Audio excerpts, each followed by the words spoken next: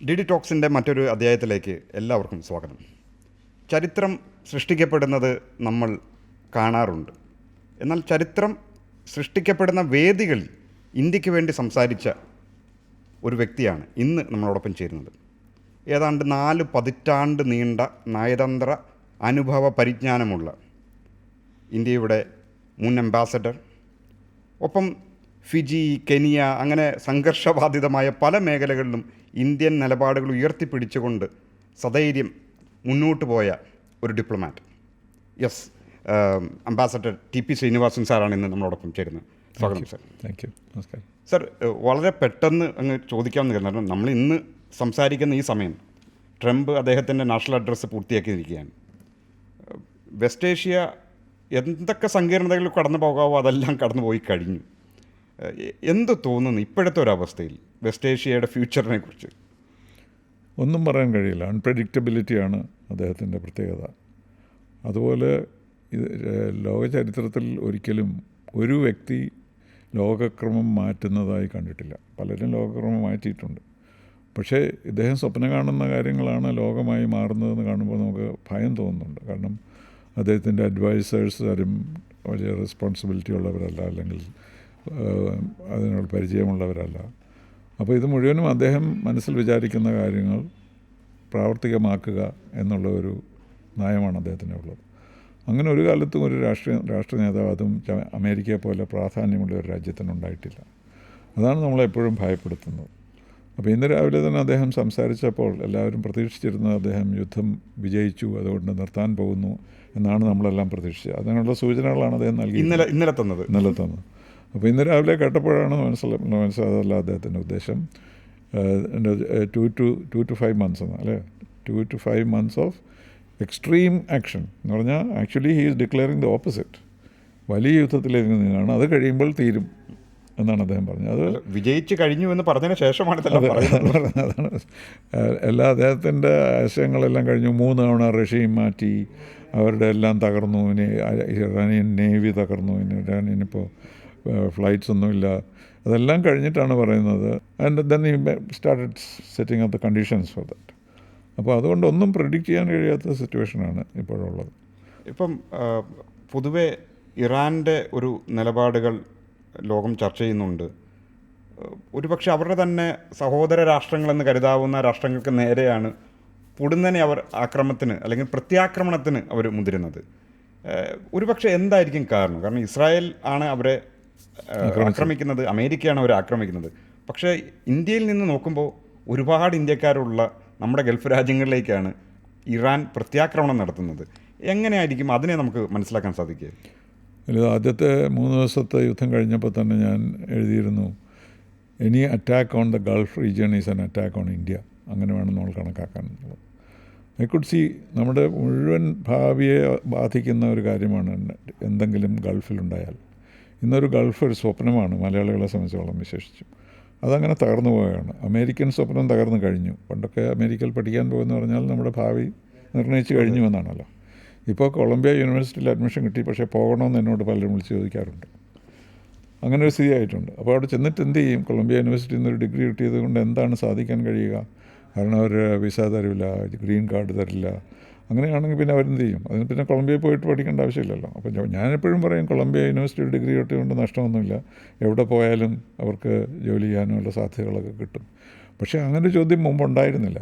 ഒരു American visa കിട്ടി, student visa കിട്ടി, സ്കോളർഷിപ്പ് ഉണ്ടെങ്കിൽ ജീവൻ സഫലീകരിച്ചു. അമേരിക്കൻ ഡ്രീമിൻ്റെ ഭാഗമാണ്. അതെ, അതാണ് പറഞ്ഞത്. അപ്പോൾ അതില്ല.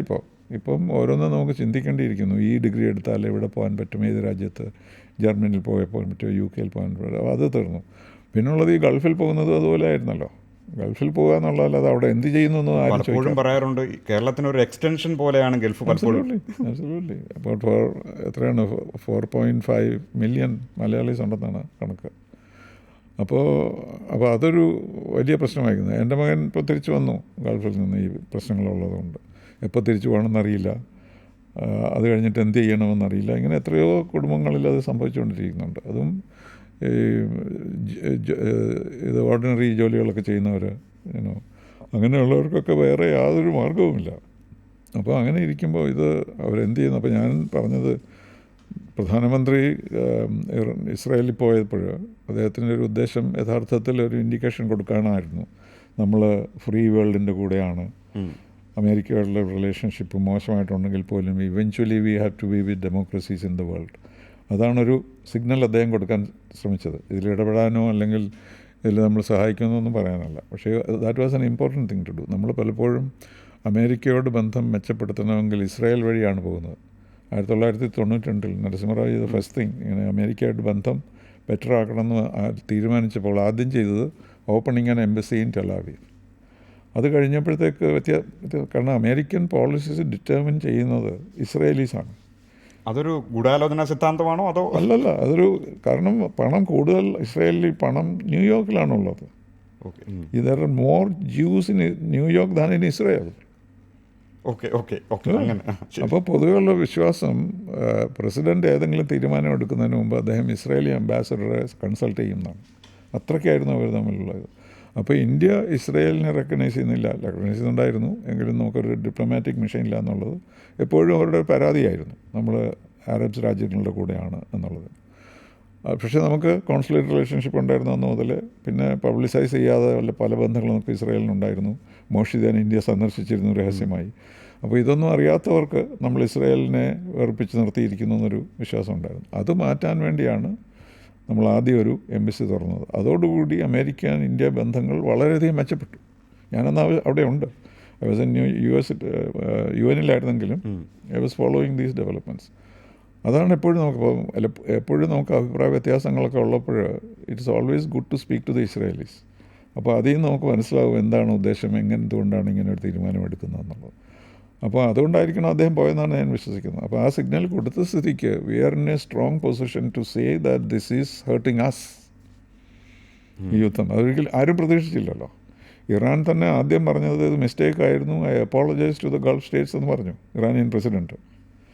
എന്നിട്ട് പിറ്റേ ദിവസമാണ് പറയുന്നത് ഇതല്ല, അതുകൊണ്ടല്ല അമേരിക്കൻ ക്യാമ്പ്സിനെയാണ് ഞങ്ങൾ അറ്റാക്ക് ചെയ്യുന്നത്, അതുകൊണ്ട് അവരെ മുഴുവൻ മാറ്റുന്നവരെ ഞങ്ങൾ അറ്റാക്ക് ചെയ്തുകൊണ്ടിരിക്കും. അപ്പോൾ ഒരു പഴയ ഒരു ഷിയ സുന്നി പ്രോബ്ലം ഉണ്ടല്ലോ, ദാറ്റ് ഓൾസോ റിഫ്ലെക്ട്സ്. അതങ്ങനെ പ്രത്യേകമായിട്ട് വരുന്നില്ലെങ്കിലും ഇത് പറയാൻ തുടങ്ങി. ഇതുകൊണ്ടാണ് ഒരു അമേരിക്കൻ ക്യാമ്പ്സിനെ, അമേരിക്കൻ സ്റ്റേഷൻസിനെ പുറത്താക്കുന്നത് വരെ ഞങ്ങൾ നിങ്ങളെ ആക്രമിക്കുകയും എന്നുള്ള ഒരു പോളിസിയാണ് ഇപ്പോൾ എടുത്തിരിക്കുന്നത്. ഒരു ഇറാനെ സംബന്ധിച്ചിടത്തോളം അമേരിക്കയുടെ അടിസ്ഥാനപരമായ പ്രശ്നം എന്തായിരിക്കും? ഒന്ന്, അവരുടെ ആണവ നയം തന്നെയാണോ ഇവിടുത്തെ മെയിൻ പ്രശ്നം, അതോ ഇസ്രായേലിനെതിരെ പല രീതിയിൽ ആക്രമണം നടത്താനുള്ള ഇറാൻ്റെ ശേഷിയാണോ? അത് രണ്ടും റിലേറ്റഡ് ആണല്ലോ. ഇപ്പോൾ Israel is suppose to have nuclear weapons. അവർ അക്നോളജ് ചെയ്തിട്ടില്ല, പക്ഷേ അവർ NPT സൈൻ ചെയ്തിട്ടില്ല. അതുകൊണ്ട് ദേ ഹാവ് സം വെപ്പൺസ് എന്നാണ് എവരിബഡി ബിലീവ്സ്. അപ്പോൾ India, Pakistan and Israel are the only 3 countries which have not signed the NPT. അപ്പോൾ ഞങ്ങൾ 3 പേരും ആയിരുന്നു IAEA-യിൽ ഒന്നിച്ച് പ്രവർത്തിക്കുന്നത്.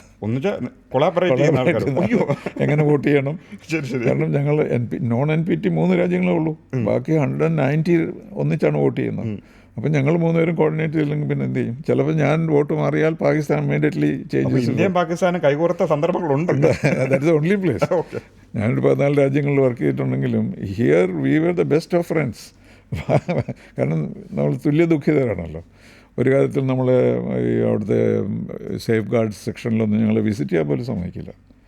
Safe guards department of the IAEA, though we are on the board of the IAEA, but we can't even visit the officers in the safeguards department because they have a dictum that they should only deal with NPT countries. NPT ആണല്ലോ protect ചെയ്യുന്നത്. അപ്പോൾ അങ്ങനെ, അപ്പോൾ 2002-ലാണ് ഇത് ആദ്യമായിട്ട് emerge ചെയ്തത്, that Iran is developing nuclear weapons. അതിനുള്ള ശ്രമം നടത്തുമെന്ന് കുറേ Iranian dissidents in Europe inform the IAEA. So the IAEA reported to the board of governors, and then naturally ഇന്ത്യയുടെ ഗവർണറാണ്. We are a permanent governor. ബാക്കി എല്ലാവരും 5 permanent members-ഉം പിന്നെ 2-3 രാജ്യങ്ങളിലും permanent members of this thing of the board. അപ്പം whoever is there, the board member is the governor for India for the IAEA എന്നാണ് എൻ്റെ designation.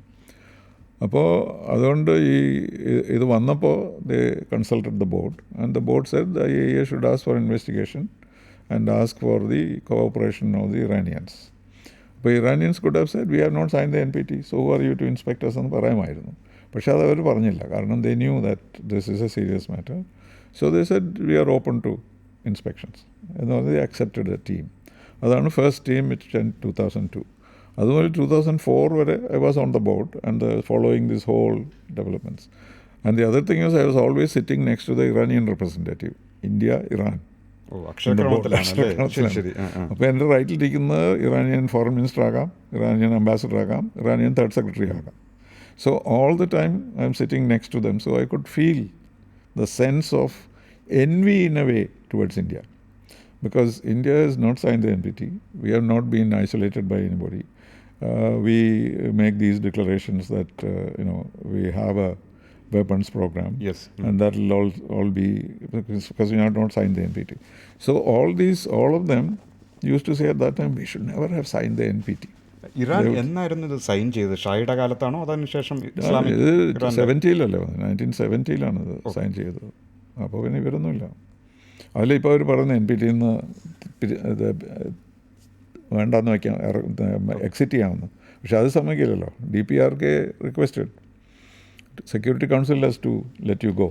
അപ്പോൾ ഇവിടെ മറ്റൊരു രീതിയിൽ ഇതിനെ ഒന്ന് DPRK പറഞ്ഞുകൊണ്ട് ഞാൻ ചോദിക്കുകയാണ്, എന്തുകൊണ്ട് നോർത്ത് കൊറിയ ഇപ്പോഴും പുറത്തുനിന്നുള്ള ആക്രമണങ്ങൾക്ക് വിധേയമാകാതെ നിൽക്കുന്നു എന്ന് ചോദ്യം വന്നത്? ഈ ഡൂബിയസ് അല്ലേ, അവരുടെ കയ്യിൽ ആണവായുധം ഉണ്ട് എന്നുള്ള പേടി. ഒരർത്ഥത്തിൽ, വലിയൊരർത്ഥത്തിൽ ഇപ്പോൾ ഇറാൻ നേരിടുന്ന ഈ ആക്രമണങ്ങൾ മറ്റൊരു ഏതൊരു രാജ്യത്തിനും ഞങ്ങൾക്കും വേണം ന്യൂക്ലിയർ ബോംബ് എന്ന് ചിന്തിക്കേണ്ട അവസ്ഥയല്ലേ വരുത്തുന്നത്? അതെ, അതാണ്. പക്ഷേ അതല്ലല്ലോ ലോകക്രമം, അതല്ലല്ലോ ലോകക്രമം. Those 5 countries who have nuclear weapons, who declared nuclear weapons before 1974. China is the last nuclear weapon state. At that time, anybody could have had a nuclear weapons program. Still, NPT was signed. Okay. So, NPT signed ചെയ്ത് കഴിഞ്ഞപ്പോൾ ഈ ഇവർ nuclear weapon സ്റ്റേറ്റ്സിന് they can continue their building up. The idea was eventually it will be eliminated എന്നായിരുന്നു. പക്ഷേ provision was made that the nuclear weapon states so designated can continue to develop their nuclear weapons while others should not have. No. So that is what we questioned, that this is discriminatory. That if these major countries need nuclear weapons for their protection, how about the 1.3 billion people in India? So we should have the freedom. So we only kept saying that we will have the option, but we are not exercising it. Till 1974, Mrs. Gandhi said she had a peaceful nuclear explosion. Then they, of course, turned against us, including the Russians. The permanent members got together and criticized India and asked us to do this, that and the other. ഒരു പക്ഷേ നമ്മുടെ രണ്ടാമത്തെ nuclear ടെസ്റ്റിൻ്റെ സമയത്ത് sir 98 US നമ്മുടെ അംബാസഡറായി ഉണ്ട്. എന്തായിരുന്നു ആ സമയം 98-ൽ ഇന്ത്യ ന്യൂക്ലിയർ ടെസ്റ്റ് നടത്തി എന്ന കൺഫർമേഷൻ വരുമ്പോൾ what was A mood in Washington? Clinton said, I'll come down on these guys like a ton of bricks. That's what he said. These are his words. And he did. And reason was not because we tested. The fact that the Americans did not know that we were testing. അതാണ് അവരുടെ യഥാർത്ഥ പ്രശ്നം. അവരുടെ intelligence ഡിപ്പാർട്ട്മെൻറ്റിനോ state ഡിപ്പാർട്ട്മെൻറ്റിനോ news പേപ്പറിന് പോലും ഇത് അറിയാമായിരുന്നില്ല. എന്ത് പറ്റുമെന്ന് വെച്ചാൽ അന്നത്തെ ഗവൺമെൻറ്, വാജ്പേയിജിയുടെ ഗവൺമെൻറ്റിൽ അവരുടെ മാനിഫെസ്റ്റോയിലുണ്ടായിരുന്നു will review our nuclear policy. That's a sentence like that. And the Americans were suspicious of this. So anybody who came to the United States, ministers, leaders, everybody, they would used to ask, what is this review? That's an understatement, you're saying. So we always say, it's a review. എന്ന് പറഞ്ഞിങ്ങനെ പോയിക്കൊണ്ടിരിക്കുകയായിരുന്നു. അപ്പോൾ അത് കഴിഞ്ഞ് ഇത് വന്നപ്പോൾ they had no knowledge at all. അതിനൊരു story ഉണ്ട് എന്തായാലും. കാരണം നരസിംഹറാവിൻ്റെ അടുത്ത് the American ambassador went one day and told him that we have some news that you are going to test in Pokhran 2. So he said, why? Why do you know that? He said, we have some satellite pictures which show your top nuclear scientists hovering around and huddling in Pokhran 2. Mm-hmm. So Narasimha Rao was taken aback, but he said, can you show me those pictures? And the American ambassador made the biggest mistake of giving those pictures to the Prime Minister.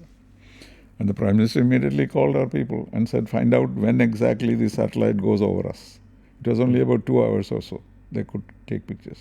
So 2 hours they asked everybody, Ramanna and everyone, to hide under the underground. And so they couldn't take pictures. അങ്ങനെയാണ് ഇത് സംഭവിച്ചത്. ഇല്ലെങ്കിൽ they would have come to know. അപ്പോൾ ഇത് ഏത് വർഷമായിരുന്നു ഈ നരസിംഹറാവുവിനെ കണ്ടുമുട്ടുന്ന എന്ന് പറഞ്ഞില്ലേ? അതെ. അത് ഏത് വർഷമായിരുന്നു? 98-ന് മുമ്പ് അദ്ദേഹം പ്രൈം മിനിസ്റ്റർ ആയിരുന്ന കാലത്ത്. ഓക്കെ. അപ്പോൾ American we are already thinking of a second blast. കാരണം 74-ൽ അത് ഔട്ട്ഡേറ്റഡ് ആയിപ്പോയല്ലോ, ടെക്നോളജീസ് ഓൾ ചേഞ്ച്. അപ്പോൾ അമേരിക്കൻ ഉപഗ്രഹങ്ങളുടെ കണ്ണ് വെട്ടിക്കാനുള്ള ഒരു ഗ്യാപ്പ് നമുക്ക് കിട്ടിയത് ഭാഗ്യം കൊണ്ട് കിട്ടിയതാണ്. അംബാസഡർ ചെയ്ത് തെറ്റുകൊണ്ട് കിട്ടിയത്. അപ്പോൾ നമ്മൾ so they did not know, and because they were not getting any satellite pictures, so they thought we are not doing it. So when this came, only when it appeared in the newspapers, that is what angered President Clinton so much. He was a friend of India, but it turned against us. They will not talk to us. They said, you have committed a crime, that is, you are, violated the NPT and everything else. Now you tell us what is the punishment you are willing to take. This is what we are told. So when we said, no, you can go to India and talk, we can get a special representative, he said, nothing, we have nothing to talk. We are in a punishment mood. And then the next day, President Clinton was going to Europe. So he called us and told us that he is going to Europe now. It will take him 7 hours to reach Brussels. And before that, I would like to hear that you have signed the CTBT or NPT, one of the two. Now, we have not signed either of them. So we said, we'll check with Delhi. And then they called back repeatedly, and we said, we have not been able to establish any contact with Delhi. എന്നിട്ട് ആ സമയം കഴിഞ്ഞു. He immediately signed the sanctions, the strictest sanction ever imposed, the Glenn Amendment എന്ന് പറഞ്ഞ ഗ്ലെന്നിലെ ആയിട്ടുള്ള എല്ലാം നമുക്ക് നിഷേധിക്കുന്ന. അതെ, എല്ലാം. It was completely comprehensive sanctions ആയിരുന്നു. I even thought they closed the bank, they denied visa to our engineers. So it looked as though gradually it was a people's sanction also. So according to Glenn Amendment, Glenn is an astronaut. He had a fancy idea that DPRK or somebody will do this. I went and asked him. He said he never thought India is my best. I didn't mean you, but I said it is your amendment which is now, strangling us. So he said, no, I never thought India would do that. Anyway, that's another story. So he imposed such sanctions that it looked impossible for us to do anything in the future. People could not get visas, and that sanction, Glenn Amendment sanction, was never tested. So eventually, if it had gone like that, we would have even had to send away our Indians from the United States. People-to-people cooperation, everything. But then what changed was not our argument, but arguments of the senators and congressmen within the United States, who could not live without the Indians and the Indian industry and Indian technology. So a senator called Brownback, Senator Brownback put forward a resolution in the Senate that this should be withdrawn. അങ്ങനെയാണ് finally it was withdrawn. അത് ക്ലിൻ്റൻ്റെ സമയത്ത് തന്നെ സംഭവിച്ചു. അതെ. പക്ഷേ അത് കഴിഞ്ഞിട്ടാണ് നമ്മൾ നെഗോസിയേഷൻസ് തുടങ്ങിയത്. Then the Americans wanted, after a few months, Jaswant Singh, at that time he was only chairman of the Planning Commission. Later he became foreign minister. So earlier we said, we'll send people to discuss from Delhi or you can go to Delhi. They refused. Then Jaswant Singh came to the UN in the name as though he is attending a UN conference. And then I went up to the Foreign Office and said, Mr. Jaswant Singh happens to be here, would you like to talk to him? They said no first, but they invited him. And that started a 2 years dialogue between Jaswant Singh and Strobe Talbot. Both of them are written books. These are all open stories. How they negotiated, what happened. And no agreement was signed. But they agreed on what are called some benchmarks. Not committed, but adinana. Then President Clinton came to India in 2000. Vajpayee went to Washington in 2000 December. And the relationship was normalized. So from 98 to 2000, our relation was completely haywire. Maybe the worst ever? Worst ever, because nothing is possible.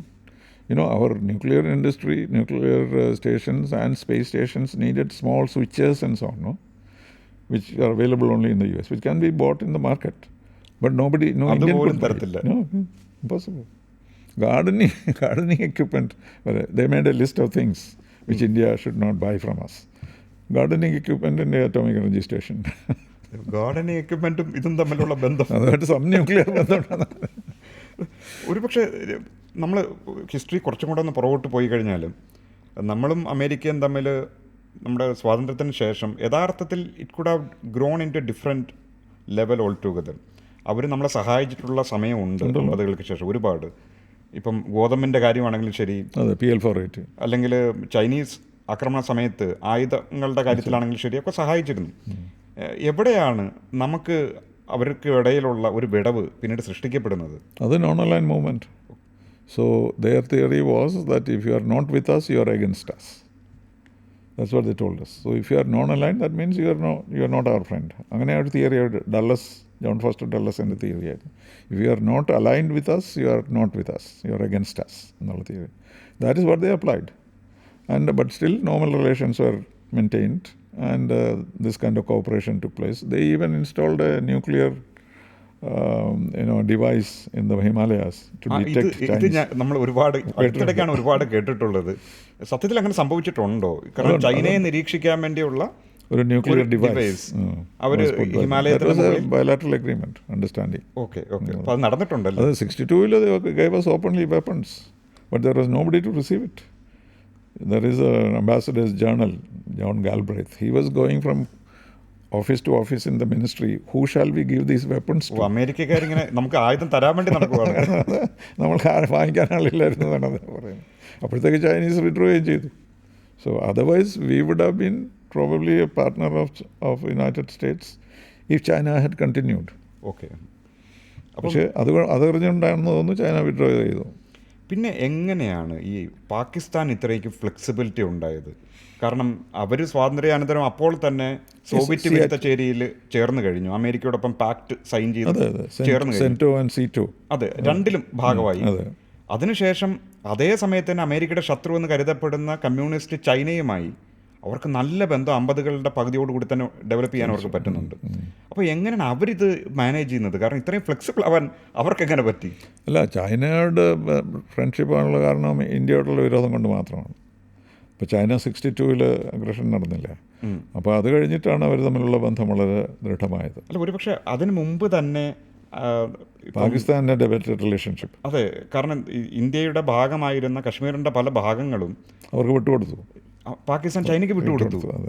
അപ്പം യഥാർത്ഥത്തിൽ അവർക്ക് എന്താണ് ഇത്രയും clarity ഉണ്ടായതെന്നുള്ളതാണ് എൻ്റെ ഒരു ചോദ്യം. പാകിസ്ഥാനെ സംബന്ധിച്ചിടത്തോളം they were very clearly anti-Indian, so they will hold on to anything that would help them in that process.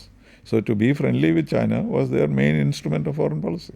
അപ്പോൾ അമേരിക്ക അത് സമ്മതിക്കുകയും ചെയ്തു എന്നുള്ളതാണ് അന്നത്തെ അമേരിക്ക. പിന്നീട് അവർ ഉപയോഗിച്ചല്ലോ. പാകിസ്ഥാനല്ലേ കിസിഞ്ചറെ അയച്ചതും, കിസിഞ്ചർ പോയതും പാകിസ്ഥാനിൽ കൂടെയാണ്, നിക്സൺ പോയതും പാകിസ്ഥാനിൽ കൂടെയാണ്. പാകിസ്ഥാൻ എല്ലാ കാലത്തും ഈ ദലാലാണ്. They serve all masters, അത്രേ ഉള്ളൂ. wherever they can get advantage. കാരണം ഇപ്പോഴും ഇറാനും അമേരിക്കയും തമ്മിലുള്ള ടോക്കുകൾ പാകിസ്ഥാൻ മീഡിയേറ്റ് ചെയ്യാം, അല്ലെങ്കിൽ വെന്യൂ, അതൊരു മീഡിയയുടെ അതിനുള്ള ധൈര്യമൊന്നും പാകിസ്ഥാനില്ല. ട്രംപിനോട് തന്നെ മീഡിയേറ്റ് ചെയ്യാനുള്ള. they said they will provide a venue. That was all that was proposed. അപ്പം അതിനെക്കുറിച്ച് നമ്മളധികം ബേജാറാവേണ്ടതില്ല എന്നാണ് പറയുന്നത്. കാരണം ഇടയ്ക്കൊരു സംസാരം ഉണ്ടായിരുന്നു, കണ്ടോ പാകിസ്ഥാൻ വലിയ കാര്യങ്ങൾ ചെയ്തിരുന്നു, നമ്മൾ ഇന്ത്യക്കാരെ ആരും മൈൻഡ് ചെയ്യുന്നില്ല, ഇങ്ങനൊരു ചോദ്യം. അത് സാധാരണ ഞങ്ങൾ UN-ൽ എപ്പോഴും കേൾക്കുന്ന ഒരു ചോദ്യമായിരുന്നു, ഇവരെങ്ങനെ ചെയ്യുന്നു, നമ്മളെന്താ ചെയ്യാത്തതെന്നൊക്കെ. അതിൽ നമ്മൾ we never bothered about that. We know what Pakistan is. ഞാൻ പറയുന്നത് പാകിസ്ഥാൻ്റെ ഇമ്പോർട്ടൻസ് മുഴുവനും ഇന്ത്യയോടുള്ള വിരോധം കൊണ്ട് മാത്രമാണ്. അതുകൊണ്ടാണ് ആളുകൾ അവരെന്താ പറയുന്നത് കേൾക്കുന്നത്. കാരണം ഇതെന്താ ഇമ്പാക്റ്റ് ഇന്ത്യയിലുണ്ടാകുന്നുള്ളൂ. അപ്പോൾ അതങ്ങനെ തുടർന്നുകൊണ്ടേയിരിക്കുന്നു. അപ്പോൾ മറ്റൊരു രീതിയിൽ പറഞ്ഞാൽ അവർ സ്ട്രാറ്റജിക് വിഷൻ വളരെ ക്ലിയറാണ്. ഇന്ത്യ മുച്ചിടും, എതിർക്കുക, അതിനപ്പുറത്തേക്ക് വേറെ ഒന്നും വേണ്ട എന്നുള്ളത്. നമ്മൾ എത്ര ആളുകളെ കൊന്നു, എത്ര ആ സമയത്ത് പാർട്ടീഷൻ്റെ സമയത്ത് കില്ലിങ് ഈച്ചതല്ലേ. അപ്പോൾ അതിലും കൂടുതലല്ലല്ലോ ചൈനയോട് ബന്ധം പുലർത്തുന്നതൊക്കെ. പക്ഷേ സാർ എങ്ങനെ കാണുന്നു ഇന്ത്യ ചൈന തമ്മിലുള്ള റിലേഷൻ? അതിൻ്റെ ഭാവിയെക്കുറിച്ചുള്ള സാറിൻ്റെ ഒരു തോന്നൽ എന്താണ്? No, they are an expansionist nation, and they want to get hold of the center of the world, because Chugoku, the China means they are the center of the world. അപ്പം 62-ൽ aggression കഴിഞ്ഞപ്പോൾ അവരോട് ചോദിച്ചല്ലോ, എന്തിനാണ് നിങ്ങൾ ഇന്ത്യയെ ആക്രമിച്ചത്? അത് to teach them a lesson. എന്നിട്ട് 2020 ചോദിച്ചപ്പോഴും അത് തന്നെ പറഞ്ഞു, teach India a lesson. They never say what is that lesson. The lesson is that you cannot be the predominant power in Asia. We are the masters of Asia, you can be in the second position. ഞങ്ങൾ ഹെജമണാണ്, അതെ, വേണമെങ്കിൽ side അതെ, ആയിട്ട് നിങ്ങൾ നിന്നോളൂ എന്നുള്ളതാണ്. അതെ. അപ്പോൾ അടുത്തിടയ്ക്ക് ഒരുപാട് മഞ്ഞുരുകൽ നമുക്ക് ചൈനയ്ക്ക് ഇടയ്ക്ക് ഉണ്ടായിട്ടുണ്ട്. അപ്പോൾ അതൊന്നും സ്ഥായിയായ ഒന്നല്ല എന്നാണ്, ടാക്ടിക്സ് അതെല്ലാം എന്ന രീതിയിൽ കംപ്ലീറ്റ് ആയിട്ട് മാത്രം ക്ലോസ്ഡ് കണ്ടാൽ മതി. ആവുകയും ചെയ്തു. ആദ്യം പോയത് വാജ്പേയി ആയിരുന്നല്ലോ, ദാറ്റ് വാസ് 84 സംതിങ്. വാജ്പേയിയുടെ വിസിറ്റ് ആയിരുന്നു ആദ്യം ഉണ്ടായിരുന്നത്. അദ്ദേഹം അവിടെ ഉള്ളപ്പോഴാണ് അവർ വിയറ്റ്നാമിനെ അറ്റാക്ക് ചെയ്തത്. When Vajpayee was in Beijing. So he took great offense at it because Vietnam is a friend of India. But the Chinese were not bothered. When we said we want to leave because of your committed aggression against Vietnam, they said, what is the connection? The Chinese could not understand why we were leaving. And foreign minister left. So that collapsed. And after that, Rajiv Gandhi was the one who opened up a new this thing that we can set aside the border problem and start dealing with international issues like trade, like environment. ഇതൊക്കെ നമ്മുടെ policy എല്ലാം same ആണ്. So set aside the border. So we set up some kind of a machinery to discuss that. That's still discussing the size of the table, etc. അപ്പോൾ ആ സമയത്ത് we ignore that, and wherever trade, environment, economic issues, etc. India, we used to work in G77. And China did not join G77, but that group was called G77 and China. So which meant we are coordinating with China on all economic issues. That was possible because of Rajiv Gandhi's visit. And then Narasimha Rao said we went one step further, that we'll maintain peace and tranquility in the border. That was agreed by both sides. Peace and tranquility means certainly no war, right? So, and that was 93. So you have this Rajiv Gandhi agreement, then this Narasimha Rao agreement, and that brought the relationship to a normal level. And then things started happening. Bhutan border പ്രശ്നം ഉണ്ടായി, ഇടയ്ക്കിടയ്ക്ക് conflict ഉണ്ടായി. After 2020 we had the Galwan, first time Indian ചില soldiers. Critics ചൂണ്ടിക്കാട്ടുന്നുണ്ട് 80s അവരും ഇന്ത്യയും ഏതാണ്ട് സമാനമായ രീതിയിലുള്ള സമ്പദ്ഘടനകളാണ്. പക്ഷേ ഇന്ത്യയും ഏതാണ്ട് കമ്പയറബിൾ ലെവലിലാണ് ആ സമയത്ത് അവർ നമ്മളോട് എന്തോ ഓഫർ ചെയ്തിരുന്നു, നമുക്കിത് സെറ്റിൽ ചെയ്യാം എന്നുള്ളത്. അതൊക്കെ it's all well known. That was the idea was to exchange, that they are claiming whole of Arunachal Pradesh and we are occupying the western area. Of course, China was not our neighbor till Tibet became independent. Yes. Otherwise, we had no border. This border is always Tibet. And so, ആ സമയത്ത് ഇങ്ങനെ ഒരു proposal അവർ വെച്ചു എന്നാണ് പറഞ്ഞത്. അതിൻ്റെ details nobody knows who said no, who didn't. It sounded good. Prime Minister even said nothing grows, no grass grows on that area. എന്ന് പറഞ്ഞപ്പം he was giving an implication that we can give that up and take Himachal Pradesh. But that was a very serious discussion for some time. But because of the other things happening and the border patrol problems and attack to each other, etc., then it was dropped on the wayside. കാരണം ചൈനയും റഷ്യയും തമ്മിൽ നമ്മളെക്കാളും ഭീകരമായ രീതിയിലുള്ള territorial disputes ഉണ്ടായിരുന്നു. പക്ഷെ അത് അവർ പരിഹരിച്ചു. അത് പിന്നെ കമ്മ്യൂണിസത്തിൻ്റെ, പക്ഷേ കമ്മ്യൂണിസത്തിന് ശേഷം, ഇപ്പം കമ്മ്യൂണിസം എല്ലാം അവസാനിച്ച് കഴിഞ്ഞിട്ടും അതിന് ശേഷമാണ് അവർ പരിഹരിച്ചത്. Then Russia is not communist anymore. China is not communist anymore.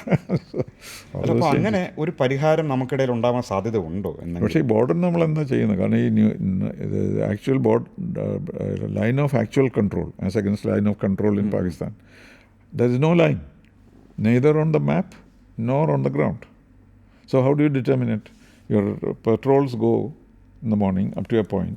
When you see the Chinese and they stop you, that is the line of actual control for that day. Tomorrow the Chinese come so much inside, and then that will become the line of control. So there is no definition. We have not been able to even define it. Then how do you have good relations? അപ്പോൾ 25-26 ഇത് അടിസ്ഥാനപരമായ ഒരു മാപ്പിന്റെ പ്രശ്നമാണോ? നമുക്ക് തന്ന ഒരു പണിയാണോ? ഇല്ല, ബ്രിട്ടീഷുകാർ ലൈൻ ഉണ്ടാക്കിയല്ലോ. Tibetans have signed the McMahon line. So we are saying take the McMahon line, we have no problem. അത് അവർ സമ്മതിക്കുന്നില്ലല്ലോ. So they wanted adjustments on the border which we being discussed. Now we are discussing only the principles relating to the point of discussion. എങ്ങനെ ചർച്ച ചെയ്യണമെന്നുള്ള കാര്യങ്ങളെക്കുറിച്ച് നമ്മൾ ചർച്ച ചെയ്യണം. അതാണ് കാലം. ഈ പതുക്കെ ഒരു വെസ്റ്റ് ഏഷ്യയിലേക്ക് ഞാൻ തിരിച്ചു വരികയാണ്. അപ്പോൾ ഇസ്രായേൽ നമ്മളും തമ്മിലുള്ള ഒരു സ്ട്രാറ്റജിക് റിലേഷൻ അടുത്തൊരു ലെവലിലേക്ക് പോയി കഴിഞ്ഞു, അതെ, വലിയൊരു അർത്ഥത്തിൽ പോയി കഴിഞ്ഞു. പക്ഷേ ചില സമയത്ത് നമുക്ക് ഇസ്രായേലിനെ ക്രിട്ടിസൈസ് ചെയ്യേണ്ടി വരുന്ന വേദികൾ ഉണ്ടാവത്തില്ല. കാരണം നമ്മുടെ പാലസ്തീൻ സ്റ്റാൻഡ് വളരെ ക്ലിയർ ആണ്, സ്ട്രോങ് ആണ്.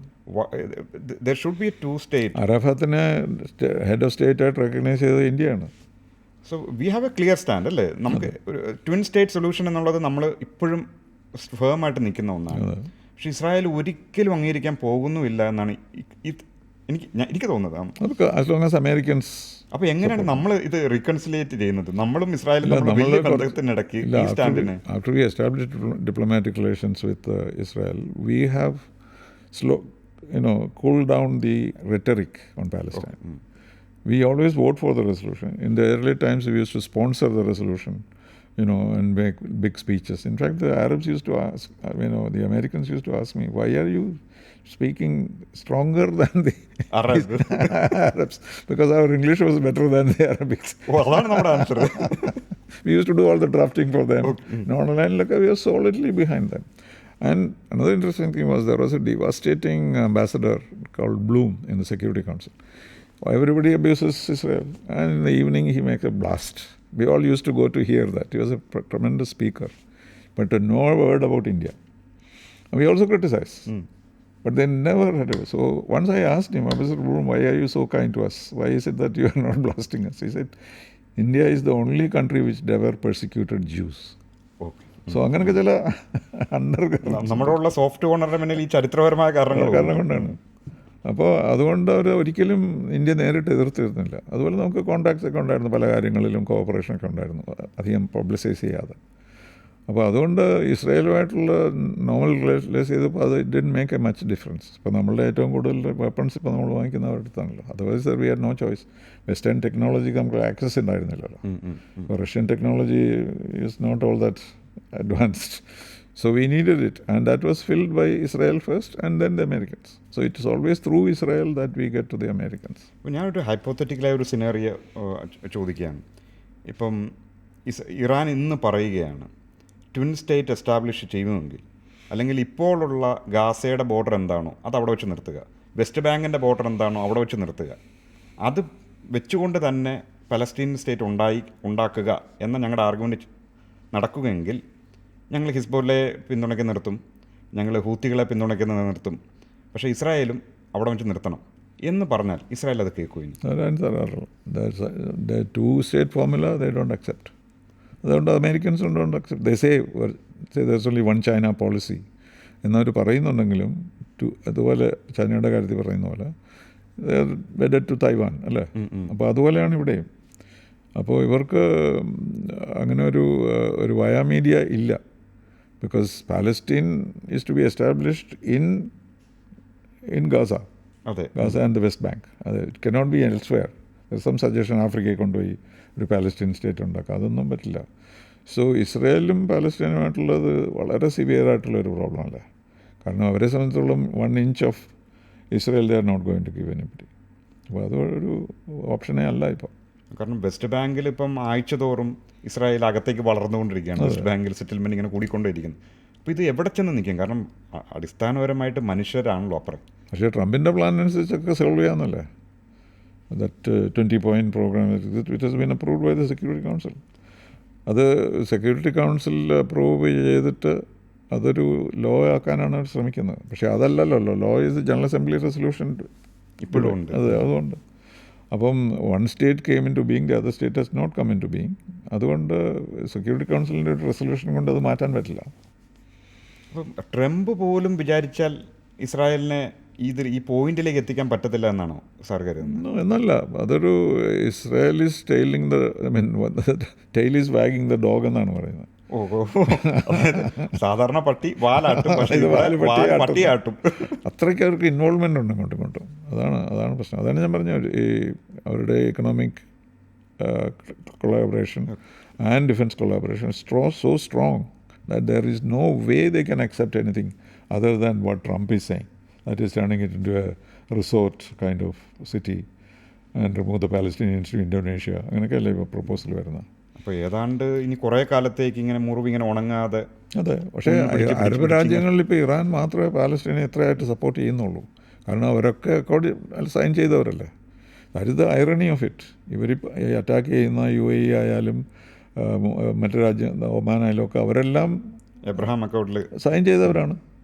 മൊറോക്കോ വരെ അവരെയാണ് ഇവർ പോയി നശിപ്പിക്കുന്നത്. So there is no logic. അപ്പോൾ ഏതായാലും നമ്മൾ വെസ്റ്റ് ഏഷ്യയുടെ ഒരു അത്യാവശ്യം നല്ലൊരു പിക്ചർ നമുക്ക് കിട്ടിക്കഴിഞ്ഞു. എന്നാലും നമുക്ക് ട്രംപിനെ കുറിച്ചൊന്ന് സംസാരിക്കാമെന്ന് തോന്നുന്നു. കാരണം സാറിന് എന്ത് തോന്നുന്നു? കാരണം വളരെ പെട്ടെന്നാണ് ലോകക്രമം നമ്മൾ വിചാരിച്ച പോലെ റൂൾ ബേസ്ഡേ അല്ല. പറഞ്ഞു വരുമ്പം വിജയിച്ചവരാണ് റൂൾസ് എഴുതുക, അതനുസരിച്ച് ലോകം പോകും. പക്ഷേ എന്നാലും റൂൾസ് ഉണ്ടാകും കുറച്ചെങ്കിലും. അതെ, പക്ഷേ ആ റൂളും ഞങ്ങൾക്ക് ബാധകമല്ല എന്ന് പ്രഖ്യാപിച്ചുകൊണ്ട് വളരെ യൂണിലാറ്ററലായിട്ട് തീരുമാനമെടുക്കുന്ന ഒരു സ്റ്റൈലാണ് പ്രസിഡന്റ് ട്രംപിൻ്റേത്. സാർ എങ്ങനെ വിലയിരുത്തുന്നു ഈ ഒരു 2 വർഷക്കാലത്ത് എങ്ങനെ വിലയിരുത്തുന്നു? അതൊരു ഫിനോമിനനാണ്. It has never happen like this in the history. ഇങ്ങനെ ഒരാളും ഹിറ്റ്ലർ പോലും ഒറ്റയ്ക്ക് ചെയ്തു എന്ന് പറയാൻ പറ്റില്ലല്ലോ. അപ്പോൾ അത് ഒന്നാമത്തെ കാരണം അദ്ദേഹത്തിൻ്റെ ഇലക്ഷൻ വിജയം വളരെ ഡിസൈസീവായിരുന്നു. കോൺഗ്രസും സെനറ്റും പോപ്പുലർ മെജോറിറ്റിയും കിട്ടി. അതാർക്കും കിട്ടിയിട്ടില്ല. I don't know, not in the recent times. Mrs Clinton had majority vote, but she didn't have the others. So അങ്ങനെ ഒരു സിറ്റുവേഷൻ വന്നപ്പോൾ he is not bound to go to the US Congress or Senate for anything. So that is the situation which many presidents did not have. അതുകൊണ്ടാണ് ഒരു പൊതുവെയുള്ള check and balance. അതാണ് ഈ mid term പോളിൽ എല്ലാവരും hope ചെയ്യുന്നത്. ഇപ്പോൾ mid term poll വരുമ്പോൾ 1/3 of the US congressmen will have to get reelect. Yes. അപ്പോൾ suppose he loses the majority in the congress, then from then on he'll have to negotiate with the Congress. So that's why he wants to do that before the midterm elections. പക്ഷേ ഇത്ര determined ആയിട്ട് pre conceived ആയിട്ടുള്ള ideas force ചെയ്യുന്നത് അത് നമ്മൾ കണ്ടിട്ടില്ല. ഇപ്പം ആദ്യം പറഞ്ഞു തുടങ്ങിയില്ലേ, പാനമ വേണം, ഗ്രീൻലാൻഡ് വേണം. നോബഡി ടുക്ക് ഇറ്റ് സീരിയസ്ലി, അല്ലേ? അതെ. But he meant each one of it. അതിലിപ്പോൾ കാനഡയൊക്കെ പിടിച്ച 51ാമത്തെ state governor. When the Prime Minister came, he said, "You are the governor of the 51st state." അതൊക്കെ ഒരു ഫൂളിഷ് ആയിട്ടാണ് പലപ്പോഴും തോന്നിയത്. But now we know that he is after that. Greenland പിടിക്കണം എന്ന് പറയുക, ഫൈറ്റ് അഗൈൻസ്റ്റ് നേറ്റോ എന്നൊക്കെ പറയുന്നത് എന്താണ്? അൺബിലീവബിൾ അല്ലേ? അപ്പോൾ എന്തായിരിക്കും ഇനി അങ്ങോട്ട് യൂറോപ്പിൻ്റെയും അമേരിക്കയുടെയും ഉള്ള ഒരു ഭാവി? കാരണം നേറ്റോയുടെ ഭാവി എന്താണ്? He is threatening to leave NATO. What is NATO without the United States? അപ്പം അതിനടുത്ത് നമ്മൾ പരിചയപ്പെട്ട ഒരു ലോകക്രമം അങ്ങോട്ട് മാറുക. പോയി കഴിഞ്ഞു. ഇനി തിരിച്ചു വരികയുമില്ല. It will have to be something new and something very weird as long as this gentleman is there. അതൊരു സംശയമൊന്നുമില്ല. അതിന് റാഷണലൈസ് ചെയ്യാൻ പറ്റുന്നില്ല. Even if I am the best friend of Trump, how do you rationalise it?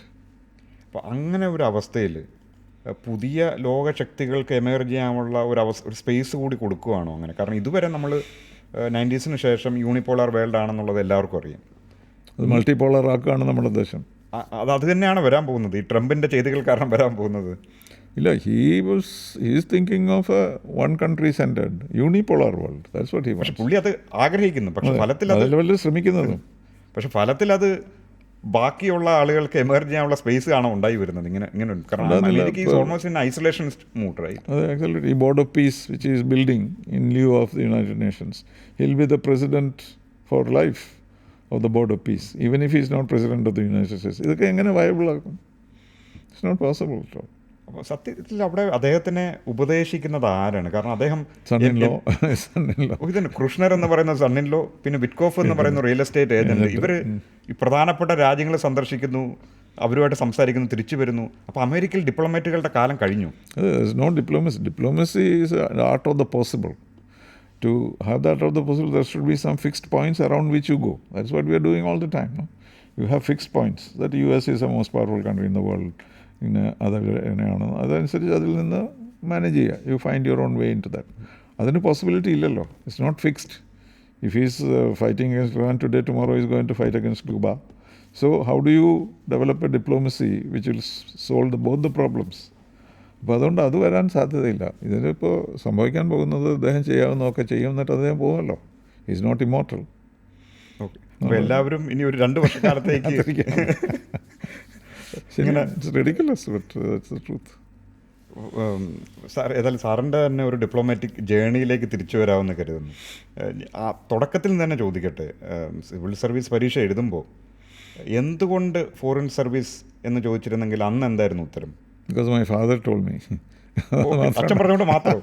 കാരണം he met somebody in Trivandrum. My father came here to do his BA degree because he needed it to become the headmaster. He was a school teacher.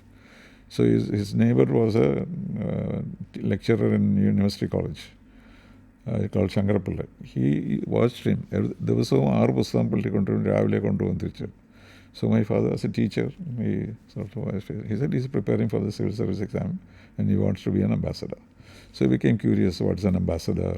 Why are you taking so much to do this, etc., etc. And then he told him that I have a son. He exaggerated my brilliance and all that. And he said he must become an ambassador. So my father did not know. I did not know what an ambassador was, what the foreign service was, nothing.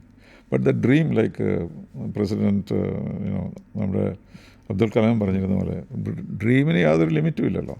So I started dreaming that I would be an ambassador one day. Ambassador എന്താണെന്നുള്ള idea ഉണ്ടായിരുന്നു ആ സമയത്ത്? അല്ല, ഒന്നുമില്ല, എന്തോ ഒരു വലിയ ആളാണെന്നുള്ളത്.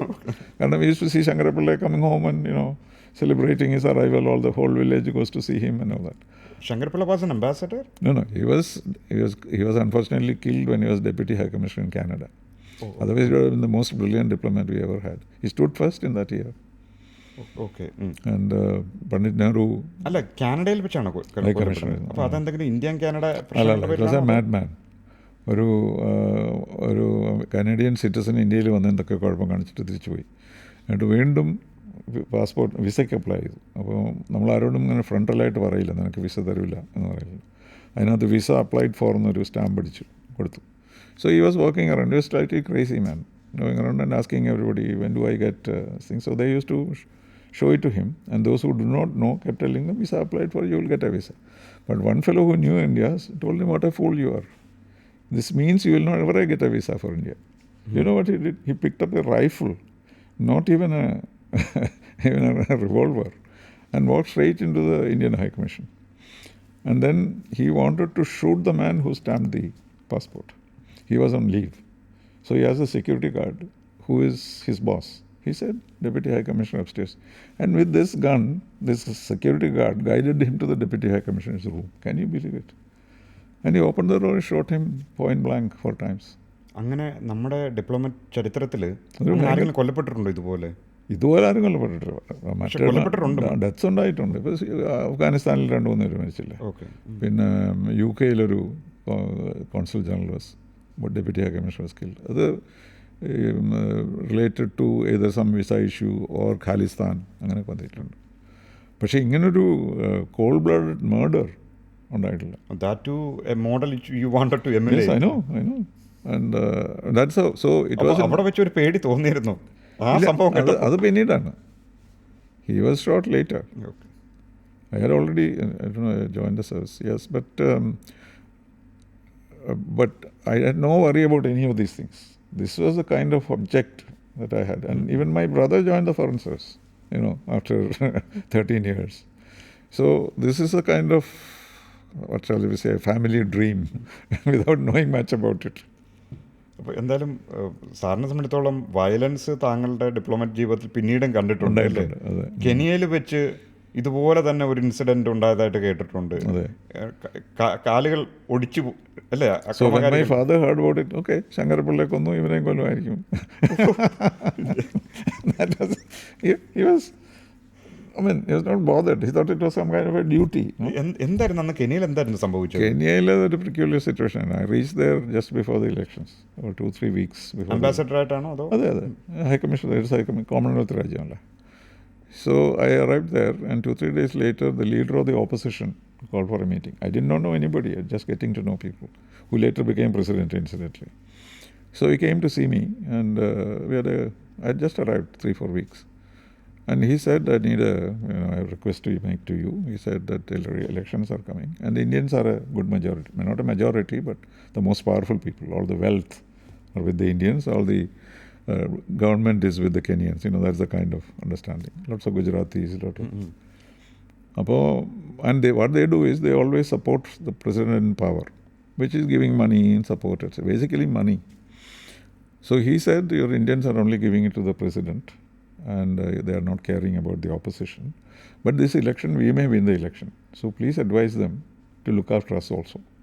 So my obvious answer is, I cannot interfere in your internal affairs. What more can I say? So I said, no, I'm a diplomat in this country, so I cannot tell my people who they should support, etc. etc. So he was not happy, he left. And I never reported back to him. And then I called the Indian leaders as soon as he left and told them that this is the message. They said, no, none of these fellows will come to power anymore. You know, the present president is the most powerful man, so we don't have to bother. I said, I've been here only 4 weeks, you have been here for 4 centuries. So I have nothing to say. But this is the message I got, I told them. And then I didn't call back. Kibaki, I didn't call to say this is the message or anything. I just left it. But it obviously was reported to him. And then, 4th or 5th day, they broke into my house and beat me up to show to them that you can even beat the Indian High Commissioner. That was the idea. Nothing against me. അത് Indian കമ്മ്യൂണിറ്റിക്കുള്ള മെസ്സേജാണ്. ആയിരുന്നു അതെ. And since I said that this was not a political thing, but it was a theft എന്നൊക്കെ പറഞ്ഞ് രക്ഷപ്പെട്ടു. Otherwise, half the Indians would have left the next day. അത്രയ്ക്ക് tense ആയിരുന്നു ആ സിറ്റുവേഷൻ. പക്ഷെ ഇത് 90s സംഭവിക്കുന്നത്. അതെ, 94. പക്ഷെ അതിന് മുമ്പ് 80s അവസാനം ഫിജിയിൽ ഇതുപോലെ തന്നെ ഇതിനേക്കാൾ വലിയൊരു ക്രൈസിസ് സാറിന്. That was not physical. That was we refused to acknowledge the military government. Rajiv Gandhi, the new military government came. Normally we don't say that. We deal with the government and authority. But since this was aimed at the Indians, who were given constitutional power to be citizens of Fiji, equal citizens of Fiji, etc. Such situations have arisen like in Burma and other places where Indians were forced to leave. But at that time, India's policy was different. Pandit Nehru's policy was for them to look after themselves, and India will not go to the... We'll keep an eye on them, but we will not go for physically supporting Indians abroad. That was our policy. But Rajiv Gandhi changed that policy because that was the time when he was seeking Indians abroad to support him. You remember Sam Pitroda's story? He came and converted, communications and so on.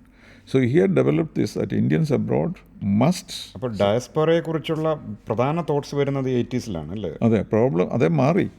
Because ഈ സമയത്താണ് when this happened, Rajiv Gandhi said that we do not recognize this government. Okay, അതായത് suppose somebody today ഗവൺമെന്റിനെ ടോപ്പിൾ ചെയ്ത് വന്ന military റെഷീം നമ്മൾ അംഗീകരിക്കത്തില്ല എന്ന് പറഞ്ഞു. എന്നിട്ട് I changed my designation from High Commissioner to Head of Mission.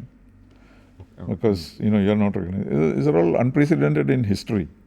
It was because of that particular situation. The majority Indians were being suppressed, oppressed, and Rajiv Gandhi had a fanciful idea that we can do this. And so he called me back to Delhi and told me that this is what you have to do, this is what you do. So I told him that, they may not allow me in now that I've come out. They may shoot me, they may throw me into the Indian Ocean, etc. Then Rajiv Gandhi smiled and said, we'll make a sacrifice of you. Then I said, okay, I'm going tomorrow. And then I carried on for 2 years because they couldn't throw me out at that time. ആ ഗവൺമെന്റിനെ അംഗീകരിക്കാത്ത ഒരാളായി തന്നെ sir അവിടെ mission deal നടത്തുന്നു. I won't deal with the ministers, I will only deal with officials. അങ്ങനെയൊക്കെ ഒരു policy, അങ്ങനെ ഒരു സിസ്റ്റം ഒരു കാലത്തും ഒരു diplomatic relationship of that kind has never existed. I had to invent it all the way. ആരെ ഞാൻ കാണും, ആരെ കാണില്ല എന്നുള്ളത് ഞാൻ തീരുമാനിക്കുക. അങ്ങനെയായിരുന്നു. പക്ഷേ ഇവിടെ നോക്കിക്കോളൂ, ഇന്ന് if A diplomat, not to speak on even a diplomat says that he doesn't recognize the Modi government, how many hours will he survive? അപ്പോൾ ഫൈനലി എങ്ങനെയാണ്? Pinna finally what happened was there was a serious incident in which they attacked a Gurudwara and burnt the Granth Sahib. A considerable number of Sikhs are there. So this created a big thing all over the world. Sikhs everywhere very revolted. They all got very angry and they started coming to Fiji to find out this and also to cremate the Guru Granth Sahib, etc. It was a highly volatile situation. So I got hold of the Indian leaders and also got hold of those who had come from abroad. They said nobody else should speak at the funeral of the Granth Sahib. I will speak on behalf of all of you. They all agreed. And I made a very, very soft speech saying that this is nothing to do with your religion. This is a political incident. There is a question of, military dictatorship, etc. So there is nothing, the Sikhism is not in danger, so please go back. This was my speech. And I was driving back home in the car. I heard on the radio that the government has decided to expel the High Commissioner. He must leave in 72 hours. So I said, can I go a little earlier so that I can come back as a tourist later? So it was a friendly expulsion, but I left. പിന്നീട് എന്തായിരുന്നു ഫിജിയിൽ സംഭവിച്ചത്? പിന്നെ 15 years later, democracy was restored. And the coup leader, military coup leader, becomes the political leader whose support the Indians got. Strange things. And 30 years later, the same gentleman came to India on a state visit and met Prime Minister Modi. This has never happened in the history of the ഇന്ത്യയുടെ world. സുഹൃത്തായി തന്നെ തിരിച്ചു വന്നു. No, he was trained actually in Wellington Staff College. Is it? Okay. That's very strange. And he was a very popular പിന്നെ man. വേറൊരു കഥ കേട്ടിട്ടുള്ളത് ഇതേ കൂ ലീഡർ സാറിന്റെ ഗോൾഫ് Partner, right? പാർട്ണർ കൂടി He used to play ആയിരുന്നു. every morning. One Wednesday he said, sir, tomorrow I'm busy. Next day was the coup. So, Unbelievable. And then 15 years later, he invited me back and we played golf again.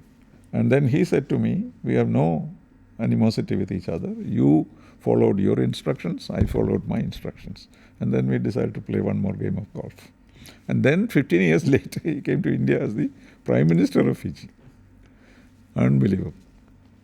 ഇടക്കാലത്ത് അമേരിക്കയിൽ ഇരിക്കുമ്പോൾ തന്നെ ക്യൂബയുമായിട്ടുള്ള ചില Indian റിലേഷൻസിലും sir That's ഇടപെട്ടിട്ടുണ്ട്. because we are non-aligned. They were the chairman, no? Non-aligned movement. And I was in New York. So instead of people coming from Delhi, I used to do all the traveling and dealing basically with... Cuban ഗവൺമെന്റുമായിട്ടുള്ള liaisoning വളരെ ആണോ? Close അല്ല, അവിടെ ambassador ഉണ്ടായിരുന്നല്ലോ. Okay, നമ്മുടെ ambassador ഉണ്ടായിരുന്നു. But in the UN connection, they used to have so many meetings.